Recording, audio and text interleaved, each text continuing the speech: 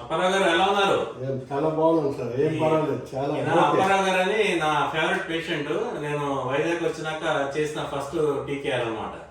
ఈ రెండు మోకాళ్ళకి knee replacement చేశాను. చాలా 14 years బ్యాక్. బాగుందండి. బాగున్నారా? రివ్యూకి వచ్చారు, నేను పిలవకుండానే ఆయనే వచ్చారు. అప్పుడప్పుడు వస్తుంటారు 2-3 ఏళ్ళకి ఒకసారి. So is very fine, is doing well. Okay, ఈ కాల్ కింద పైకి ఎత్తండి. చూసారా, ఎక్స్టెన్సర్ లేగలేదు, ఫుల్ మూమెంట్స్ అన్ని ఫుల్ అనమాట, ఫుల్ నార్మల్ ఉన్నాయి. మడుచుకున్నారు బాగా, ఏం ప్రాబ్లం లేదు. ఈయన ఇది ఇండియన్ చేసాం అప్పుడు, అయినారు సిమెంటెడ్ అయినారు.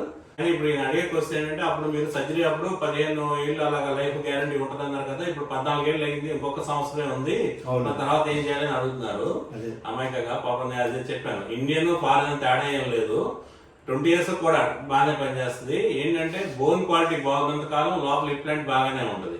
బోన్ క్వాలిటీ పూర్ అయింది అనుకోండి, బోన్ క్వాలిటీ పూర్గా ఉంటే ఆ సిమెంట్ బోన్ ఇంటర్ఫేస్ వీక్ అయిపోయి క్రాక్ బ్రేక్ ఇచ్చి లూజ్ అయిపోద్ది అనమాట. ఇంప్లాంట్ లూజ్ అయ్యి పాడవుద్ది. కానీ యాక్చువల్లీ ఇంప్లాంట్ అయితే ఇండియన్ అయినా ఇంపోర్ట్ అయినా మెటల్ ఇస్ సేమ్, ఎలా ఇస్ సేమ్. కోబాల్ట్ క్రోమియం అని, పాలీ అని అవన్నీ సేమే ఉంటాయి యాక్చువల్గా.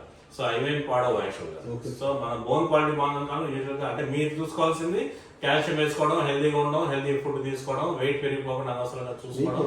అదే రిలీజ్ హ్యాపీగా అలా ఉంటే యాక్టివ్గా ఫిజికల్ ఎక్సర్సైజ్ అనేది బాగుంటే బాగానే ఉంటాయి. ఎందుకంటే ఫిజికల్ ఎక్సర్సైజ్ బాగుంటే చుట్టూ మజిల్ స్ట్రెంత్ బాగుంటుంది. మజిల్ స్ట్రెంత్ బాగున్నప్పుడే బోన్ క్వాలిటీ బాగుంటుంది. మనం ఇంట్లోనే కూర్చుంటే మజిల్ స్ట్రెంత్ లేక బోన్ వీక్ అయిపోద్ది అనమాట.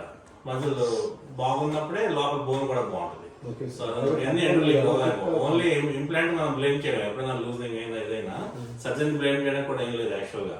ఇవన్నీ బాగుంటేనే అన్ని బాగుంటుంది. Thank you very much.